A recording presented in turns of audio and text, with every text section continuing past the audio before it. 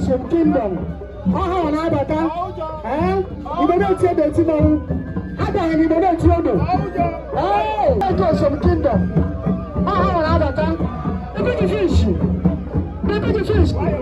Ibo na kazu. Ibo na ina kenegi. Chifakara ba ina kenegi. Baba. Baba. Holy Father. I like it. Chief Father. How can I